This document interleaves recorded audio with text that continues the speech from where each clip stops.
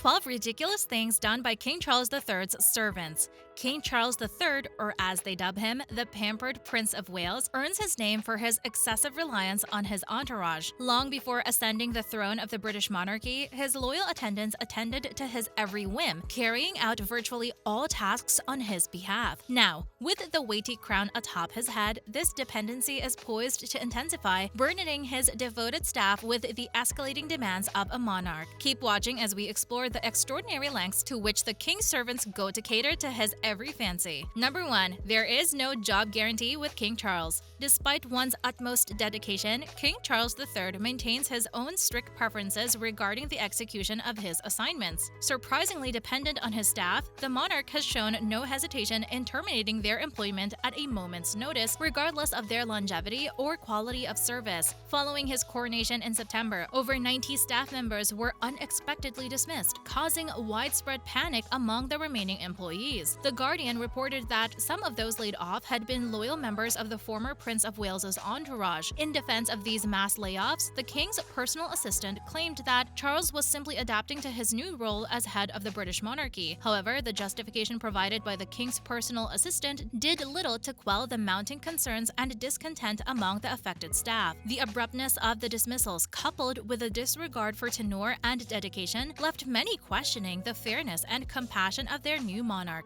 Number 2. King Charles expects the royal horological conservators to set every clock within the royal family space. King Charles, with his unique approach, expects strict adherence to tradition from his staff. The royal family's horological conservator, entrusted with significant responsibility, meticulously sets around 1,500 clocks across royal properties. This skilled artisan collaborates with the royal collection team, resetting 450 timepieces at Windsor Castle, 600 at Buckingham Palace, and 50 at Hollywood House. The royal collection showcases historic clocks, from musical and astronomical to miniature and turret clocks, reflecting centuries of mechanical innovation and royal taste. Only a select few possess the required skill for this esteemed role. Horological conservators receive a generous salary of approximately $50,000 and work a minimum of 37.5 hours per week. Preserving the regal rhythm within the monarchy comes at a cost. Number 3. King Charles has got an astronomer to update him about astronomy. The royal family has a plethora of responsibilities and opportunities, and among them is the duty of the royal astronomer. This position has been in existence since King Charles II initiated it by tasking the first astronomer royal with creating an accurate map of the night sky for navigation purposes.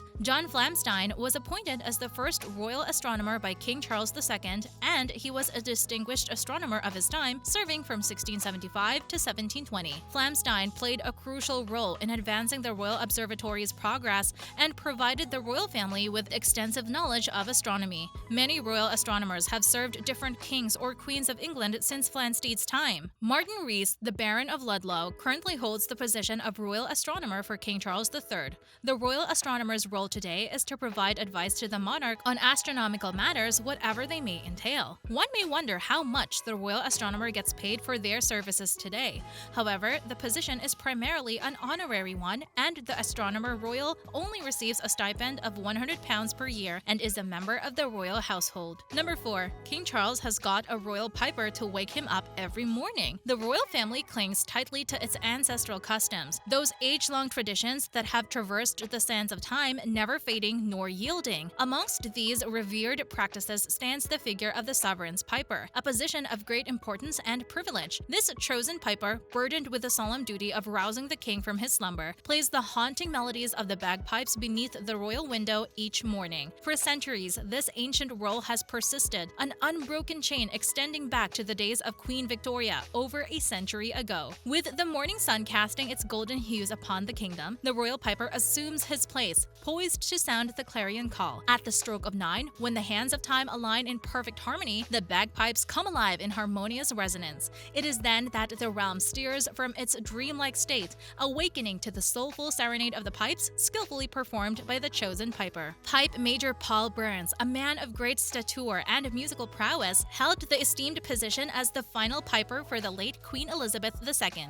It was he who tenderly bid farewell to Her Majesty, breathing life into the ancient melodies of Sleep, Dearie Sleep within the hallowed halls of Westminster Abbey as the nation mourned their beloved sovereign. And now King Charles, with a heart full symbol of reverence and appreciation, bestowed upon Pipe Major Burns the honor of continuing his melodic journey, accompanying the footsteps of the new monarch. Since the dawn of October in the year 2022, Burns has faithfully blown the notes of tradition, his melodies intertwining with the tapestry of the kingdom's history. Number 5. The king expects the staff living in Buckingham Palace to follow a strict rule.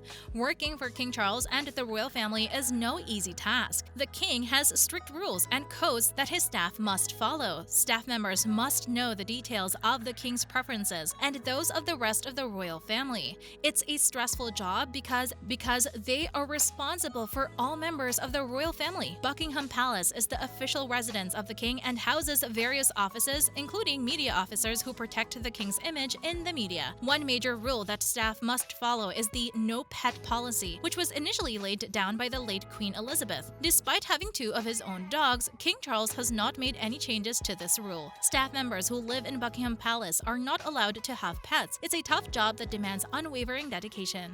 Number 6. King Charles has a royal flag bearer. The king's flag, a symbol of regal might and noble tradition, flies proudly over the vast expanse of Buckingham Palace. In this grand abode, where power and prestige intertwine, a figure emerges from the shadows, bearing the weight of duty and honor upon his shoulders. Meet Lance Sergeant Oliver Morton, the indomitable King Charles Flag Sergeant, a man entrusted with the sacred task of safeguarding the realm's emblems. The essence of his duty lies in the ritualistic raising and lowering of the royal standard, the ethereal flag that dances upon Buckingham Palace's spires. Whenever the king graces the hallowed halls of his residence, it is Lance Sergeant Morton who orchestrates this majestic display.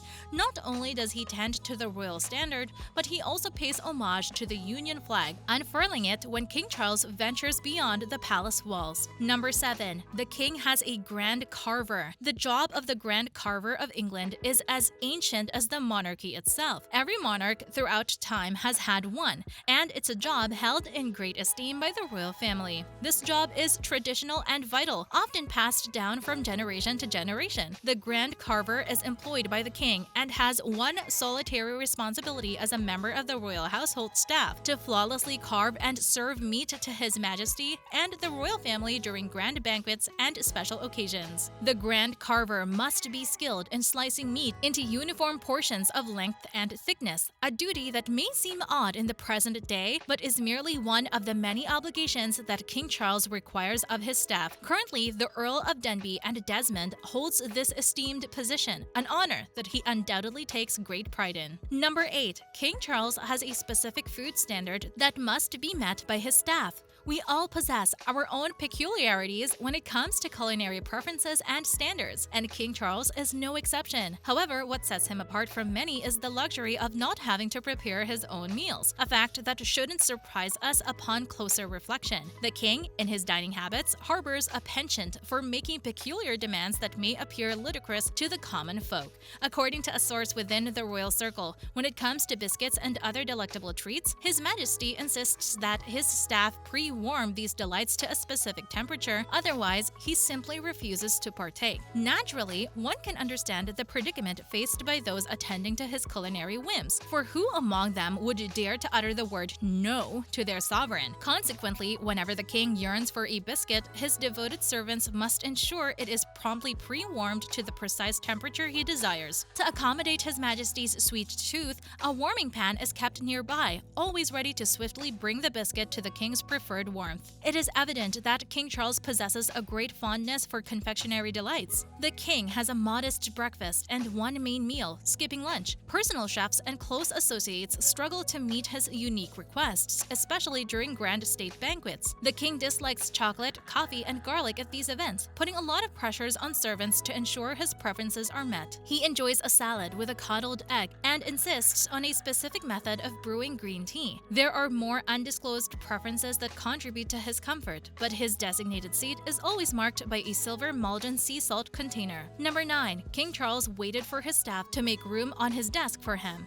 Some time ago, a video of King Charles stirred up a tempestuous uproar across social media. The footage captured the monarch's questionable behavior towards his staff, revealing a side of the royal family rarely seen by the public. In the clip, King Charles was seen gesticulating impatiently at his employees, demanding they clear up his cluttered desk so he could continue working. Although the incident occurred during an official event celebrating the British government's recognition of a new monarch, the king's treatment of his staff overshadowed the momentous occasion. Twitter was awash with criticism of the monarch's behavior, with many voicing their displeasure at the way he treated his staff. For some, the incident represented a stark reminder of the feudalistic attitudes that still pervade the royal family. Others suggested that the king's actions were symptomatic of a broader issue in British society where people in positions of power often feel entitled to mistreat those in lower ranks. Despite attempts by some to defend the king's behavior, it seems clear that the incident has revealed something telling about his personality. If this incident is any indication, it appears that King Charles is the kind of person who expects even the smallest tasks to be performed for him, regardless of who is performing them. Number 10. The king's morning routine requires serious patience. Remember earlier we mentioned the king's penchant for odd requests in his daily food and routine habits? Well, it turns out that this extends to his daily routine as well. These requests can be frustrating and require a lot of patience from his staffers. However, as the king and head of the royal family, his staff is expected to fulfill his wishes, whether they make sense or not. According to Paul Burrell, who worked with Princess Diana and King Charles, the king has a specific morning routine. The staff attached to the king have to carefully arrange his dress towels in a specific way. They also have to press his pajamas every morning and iron his shoelaces. Yes, it may seem ridiculous that the king insists on ironed shoelaces, but his requests cannot be ignored. The king requires his bath plug to be in a particular position and facing a specific direction. The royal staff is expected to do this every morning. Additionally, they must squeeze exactly 1 inch of toothpaste onto his toothbrush. They have to be meticulous to ensure it's precisely 1 inch, as the king won't use it otherwise. Number 11. Vacuuming is prohibited until 10 a.m. In order to maintain the pristine appearance of the castle, the royals have established a strict protocol to ensure cleanliness and order. One particular rule stands out. Vacuuming is strictly prohibited until 10 a.m. This peculiar restriction is motivated by the royals' need for uninterrupted sleep. They value their restful slumber and prioritize it over the noise generated by vacuum cleaners. Consequently, the palace staff has devised an alternative method to keep the floors immaculate. To compensate for the absence of vacuuming, the diligent servants resort to sweeping the carpets diligently. Armed with brooms and brushes, they meticulously remove any dust, dirt, or debris that may have accumulated overnight. The sweeping process becomes an art form in itself, and with each stroke of the broom aimed at achieving perfection. Despite the additional effort required, the staff takes pride in their role as custodians of the castle's cleanliness. The strict division between the royals and the staff is further reinforced in the matter of carpet usage. Only the esteemed royals themselves are permitted to walk upon the center of the carpets. The symbolic significance of this privilege cannot be overstated, as it signifies their exclusive dominion over the heart of the castle. The staff, on the other hand, graciously acquiesces to this arrangement and restricts their movements to the open space at the sides of the carpets. This ensures that no footprints are left behind on the carpets that the king or queen might wish to traverse later. Number 12. The use of maps to create customized plates. The royals are known for their particular tastes and preferences, and each member of the royal family has their own unique sets of likes and dislikes. To accommodate their individual preferences, the servants of the palace frequently rely on detailed maps to meticulously arrange the plates for each member. This attention to detail ensures that every meal is tailored to meet their specific requirements. One notable member of the royal family who had distinct culinary preferences was Prince Philip, the late husband of Queen Elizabeth II. Reportedly, he had a penchant for oat cakes, which he enjoyed having directly next to his honey for easy dunking. This preference for a particular combination of flavors made every mealtime a precise operation for the staff as they strived to cater to his tastes. With the upcoming ascension of King Charles III to the throne, there are anticipations of changes in the royal dining habits. Tradition dictates that the new king should partake in a fish dish for good luck. However, it's not the commonly known fish and chips that King Charles III will indulge in. Instead, he will be feasting on lamprey pies made from an invasive fish species with a rather intimidating appearance, boasting a mouthful of teeth.